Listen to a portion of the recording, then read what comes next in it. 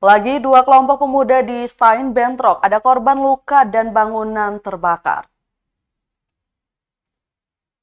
Sempat kondusif suasana di Jalan Raya Stein, Batu Merah, Kecamatan Sirimau, Kota Ambon kembali memanas pada Kamis 10 November 2022 dini hari.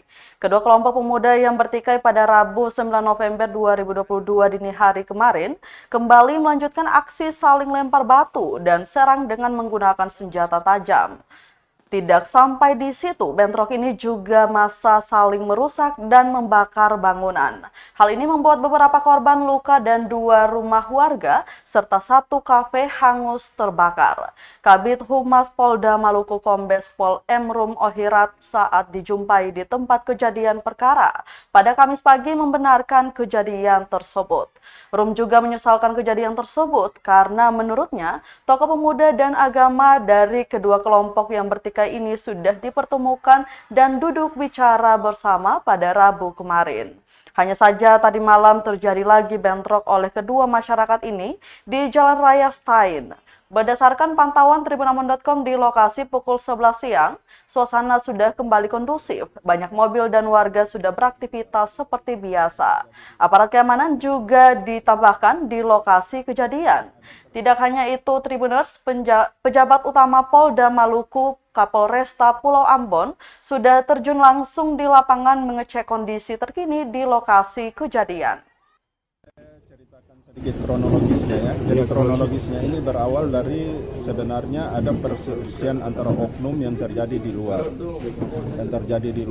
Kemudian berbalas-balasan yang sampai di kemarin terjadi di sini. Satu kelompok kemudian oknum membalas, saling membalas lagi. Kemudian sampai dengan semalam ada aksi saling lempar, kemudian saling serang. Ada korban luka-luka ya, ada korban luka. Semalam ada beberapa korban luka.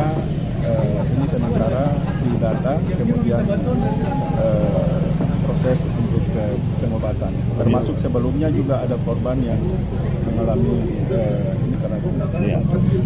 Tadi malam itu ada beberapa rumah yang dibakar, ada kafe itu jumlah totalnya berapa Pak?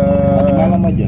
Ada beberapa rumah yang dilakukan pengrusakan dan dibakar ya. Ada 1, 2, kemudian ada satu kafe yang juga mengalami sebagian ya, tidak semua, sebagian daripada bangunan-bangunan itu rusak dan dibakar.